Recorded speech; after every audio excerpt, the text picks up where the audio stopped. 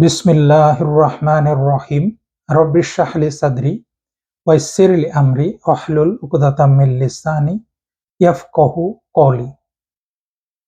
মুসলমান হিসেবে আমরা বিশ্বাস করি যে আমাদের জীবনের ভবিষ্যতে যা হবে তা আগে থেকেই নির্ধারিত, পূর্ব নির্ধারিত, যেটাকে আমরা বলি কদর বা ইংরেজিতে বলা হয় প্রিডেস্টিনেশন বা ভাগ্য বলতে পারি।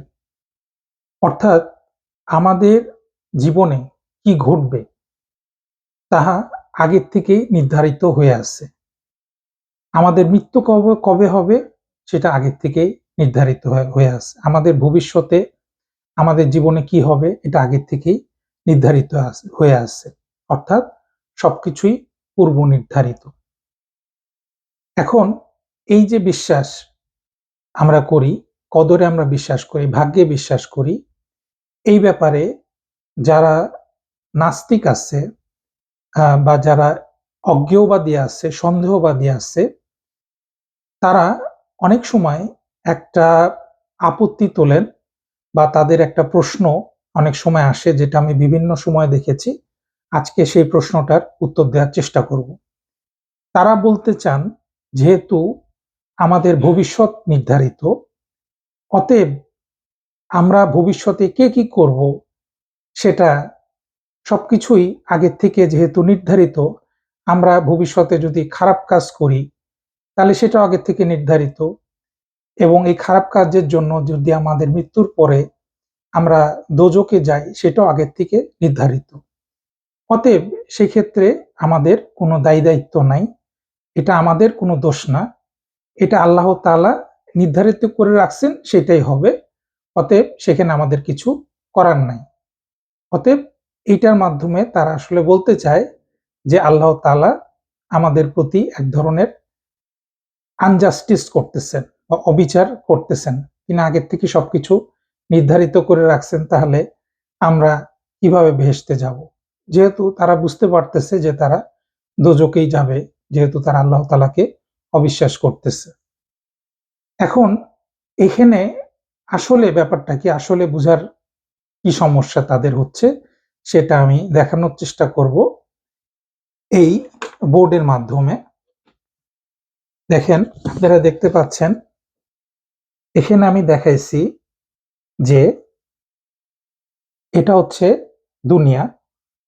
এটা দুনিয়ার পরে, মানুষের মৃত্যুর পরে কিছু মানুষ বেহেশতে যাবে, কিছু মানুষ দোজখে যাবে। এবং আমি দুইটা নাম নিছি, জাস্ট এটা নামটা নেয়ার জন্য, একটা হাবিল আর একটা কাবিল। এখন কথা হচ্ছে, এই যে হাবিল, সে মৃত্যুর পরে বেহেশতে যাবে, আর এই যে কাবিল, সে মৃত্যুর পরে দোজখে যাবে। এটা পূর্ব নির্ধারিত, এটাই কদর বা এটা প্রিডেস্টিনেশন। অবশ্যই তারা মৃত্যুর পরে, হাবিল ভেস্তে যাবে, মৃত্যুর পরে কাবিল দোজখে যাবে। এখন এই যে আমি বলছি পূর্ব নির্ধারিত, এইটা পূর্ব নির্ধারিত, এই কথাটা বলতে আমি কি বুঝাচ্ছি? যারা নাস্তিক তাদের কথা হচ্ছে, আল্লাহ তাআলা হাবিলকে জোর করে বেহেশতে পাঠাচ্ছে আর কাবিলকে জোর করে দোজখে পাঠাচ্ছে। এই জায়গাটাতেই তাদের ভুল। আসল কথা হচ্ছে, আমরা যখন বলতেছি যে পূর্ব নির্ধারিত, এর মানে হচ্ছে আল্লাহ তাআলা জানেন যে হাবিল বেহেশতে যাবে, আল্লাহ তাআলা জানেন যে কাবিল দোজখে যাবে। আল্লাহ তাআলা হচ্ছে অল নোয়িং, আল্লাহ তাআলা সবকিছু জানেন। আল্লাহ তাআলার জ্ঞানের বাইরে কিছুই নাই। আল্লাহ তাআলা তার এই পারফেক্ট নলেজ বা এই সবকিছু যেহেতু তিনি জানেন, তার জ্ঞানের বাইরে যেহেতু কিচ্ছু নাই, সেহেতু আল্লাহ তাআলা অবশ্যই জানেন যে হাবিল বেহেশতে যাবে এবং কাবিল দোজখে যাবে। এখন কথা হলো, আল্লাহ তাআলা অবিচার করতেন তখন, যদি আল্লাহ তাআলা তাদেরকে বাই ফোর্স, অর্থাৎ শক্তি প্রয়োগ করে, জোর করে তাদেরকে বাধ্য করতেন একজনকে বেহেশতে যাওয়ার জন্য আর একজনকে দোজখে যাওয়ার জন্য, তাহলে এটাকে অবিচার বলা যেত। কিন্তু আল্লাহ তাআলা কোনো অবিচার করেন না। আল্লাহ তাআলা হচ্ছে সর্বোচ্চ সুবিচারক। আল্লাহ তাআলা সবার সাথে জাস্টিস করেন। তিনি কখনোই অবিচার করতে পারেন না।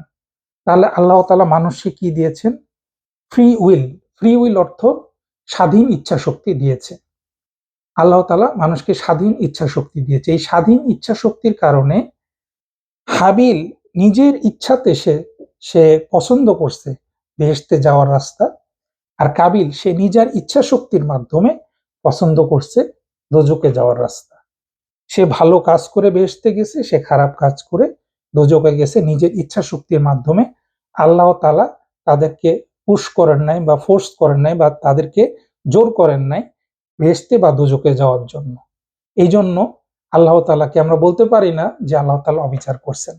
আল্লাহ তাআলা যদি তাদেরকে জোর করে পাঠাইতেন তাহলে এটা অবিচার বলা যাইতো হয়তো, কিন্তু এখানে জোর করে পাঠানোর কোনো প্রশ্নই ওঠে না। আল্লাহ তাআলা তাদেরকে ফ্রি উইল দিচ্ছেন এবং তারা তাদের নিজের ইচ্ছা অনুযায়ী তারা নিজেই পছন্দ করছে কোথায় তারা যাবে। এখন আরেকটা কথা আছে যে আল্লাহ তাআলা কি এদের দুজনের ভিতরে কাউকে সাহায্য করেছেন? তাদের কাউকে গাইড করছেন বা গাইডেন্স দিচ্ছেন? আপনারা জানেন যে গাইড কি করে? গাইড মানুষকে বিভিন্ন জায়গায় গেলে বিভিন্ন জায়গায় চিনায়, দেখায়, রাস্তাগুলা চিনায়। তো হাবিল হাবিল তার স্বাধীন ইচ্ছাশক্তি দ্বারা সে একটা কি করছে? সে চিন্তা করছে যে আমি ভালো কাজ করব, আমি আল্লাহর অনুগত থাকব, আমি বেহেশতে যেতে চাই। সে ভালো রাস্তাটা চিনতে চাইছে। তখন আল্লাহ তাআলা তাকে সাহায্য করছেন, গাইড করছেন। কারণ আল্লাহ তাআলা ছাড়া কেউ মানুষকে গাইড করতে পারে না বা হিদায়াত দিতে পারে না। হাবিলকে আল্লাহ তাআলা সেই হিদায়াতটা দিচ্ছেন। কারণ হাবিল সেই হিদায়াতটা চাইছিল। এজন্য আল্লাহ তাআলা হাবিলকে হিদায়াতটা দিচ্ছেন এবং সেই হিদায়াতের মাধ্যমেই সে বেহেশতে প্রবেশ করছে। অন্যদিকে কাবিল সে কিন্তু হেদায়েত চায় নাই। সে কিন্তু আল্লাহ তাআলার কাছে হেদায়েত চায় নাই। সুতরাং হেদায়েত যদি সে না চায় তখন আল্লাহ তাআলা তাকে সাহায্য করেন না। সে আন্তরিকভাবে সিনসিয়ারিটির সাথে যেহেতু হেদায়েতটা চায় নাই এবং সে এই দুনিয়া নিয়ে ব্যস্ত ছিল, এই দুনিয়ার আরাম আয়েশ ভোগ বিলাস নিয়ে সে ব্যস্ত ছিল। এই কারণে কাবিল যেহেতু সে হেদায়েত চায় না, আল্লাহ তাআলা তাকে সাহায্য করেন না এবং আল্লাহ তাআলা যদি তাকে সাহায্য না করে, পথ না দেখায় তাহলে সে পথ চিনবে কিভাবে? সে চিনতে পারবে না। এই পথ চিনতে না পারার কারণে সে চলে গেল হচ্ছে দোজখে। দেখেন আমি একটা উদাহরণ দিয়ে বলি। ধরেন একজন মানুষ ঢাকা থেকে চিটং যেতে চায়। এখন যে সিনসিয়ার সে কি করবে? সে জানতে চাবে মানুষের কাছে আসলে চিটং যাওয়ার রাস্তা কোনটা এবং সে সেইভাবে চিটং যাওয়ার রাস্তাতে সঠিকভাবে যদি যায় সে চিটং এ পৌঁছাবে। আর যেই মানুষটা সে আসলে যেতে চায় না চিটং, সে তার রাস্তা সে চিনতেছে না। সে যদি যেকোনো রাস্তায় সে যায় তাহলে কিন্তু সে কখনোই চিটং পৌঁছাতে পারবে না। সে ভুল পথে চলে যাবে। ঠিক তেমনিভাবে হাবিল সঠিক রাস্তা দিয়ে ভেস্তে গেল, কাবিল সঠিক রাস্তা অনুসরণ করে দোজখে গেল এবং এর দায়টা তাদেরই। কারণ আল্লাহ তাআলা তাদের স্বাধীন ইচ্ছাশক্তি দিয়েছেন এবং আল্লাহ তাআলা তাদেরকে কোনো বল প্রয়োগ করেন নাই। এটাই হচ্ছে এই প্রশ্নের উত্তর। আসসালামু আলাইকুম ওয়া রাহমাতুল্লাহি ওয়া বারাকাতুহু।